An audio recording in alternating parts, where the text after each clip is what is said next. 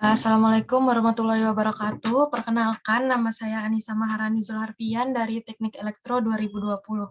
Jadi di sini saya akan mereview salah satu paper yang berjudul An Investigation of Wind Power Destinate, Distribution at Location with Low and High Wind Speed using Statistical Model, atau kita dapat artikan sebagai investigasi distribusi destinasi tenaga angin di lokasi bersuhu rendah dan kecepatan angin tinggi menggunakan metode statistik.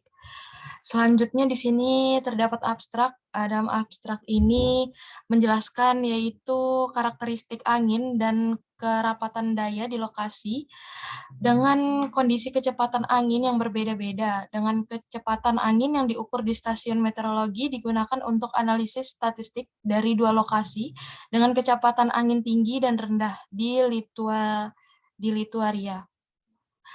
Kita langsung lanjut ke introduction.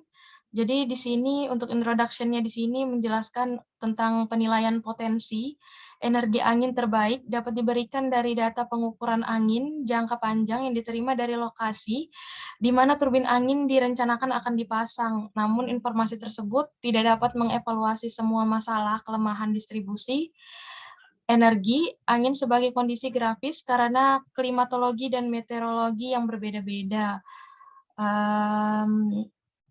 Selanjutnya juga ditentukan bahwa distribusi kecepatan angin rata-rata tahunan dan frekuensi kejadian merupakan faktor penting dalam penilaian potensi tenaga angin di lokasi. Dalam literatur, metode yang paling sering digunakan adalah kemungkinan maksimum, algoritma WASP, dan momen.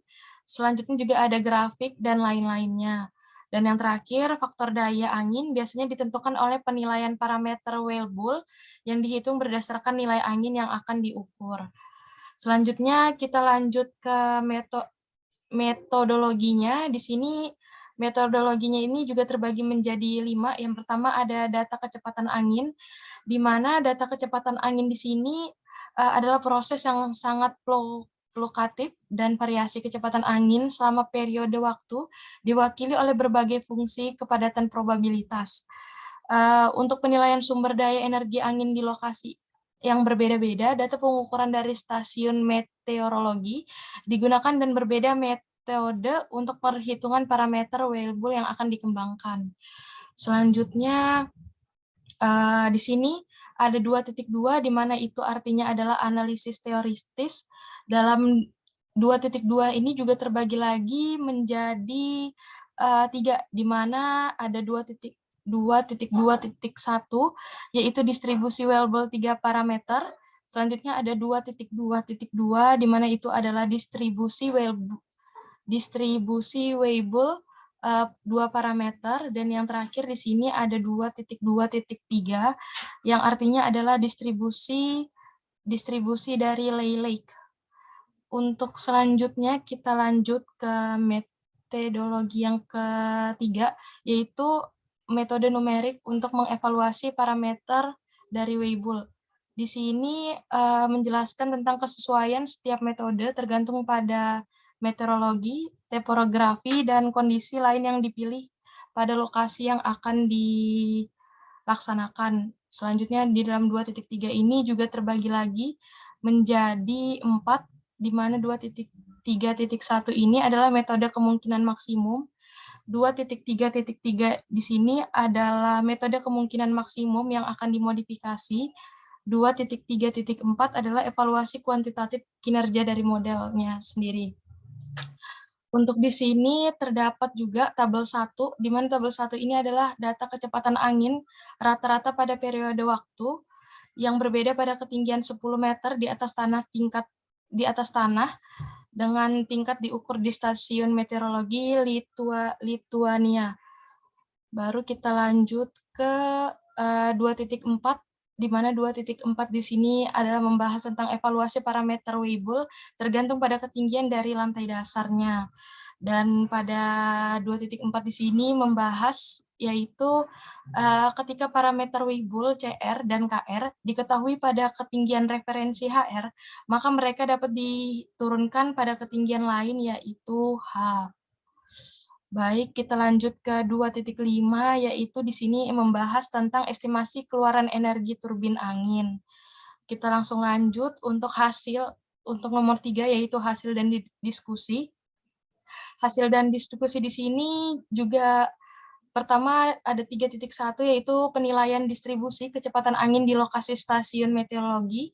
Selanjutnya di sini ada 3.2 yaitu evaluasi statistik karakteristik angin, dan di sini terdapat tabel 2 di mana tabel 2 ini menjelaskan tentang lokasi situs untuk sumber data karakteristik angin.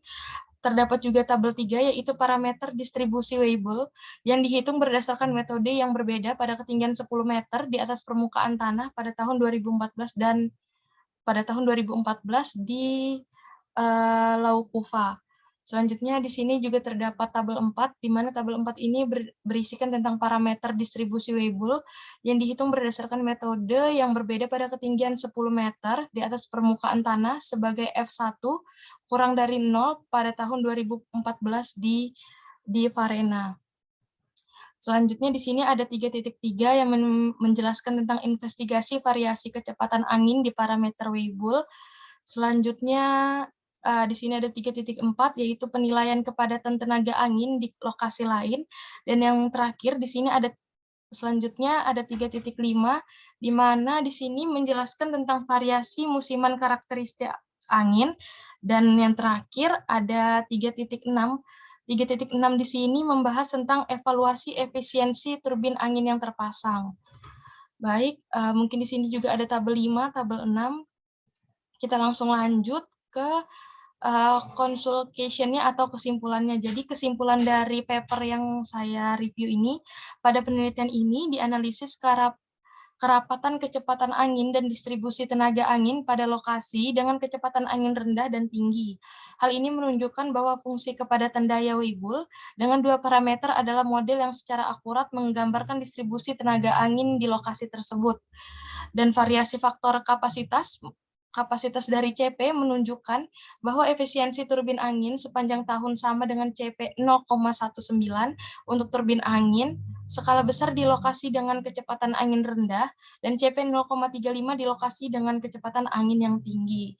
Ya baik, mungkin itu saja yang dapat saya jelaskan dari paper yang berisi tentang investigasi distribusi destinasi tenaga angin di lokasi bersuhu rendah dan kecepatan angin tinggi menggunakan model statistik. Kurang dan lebihnya saya mohon maaf. Assalamualaikum warahmatullahi wabarakatuh.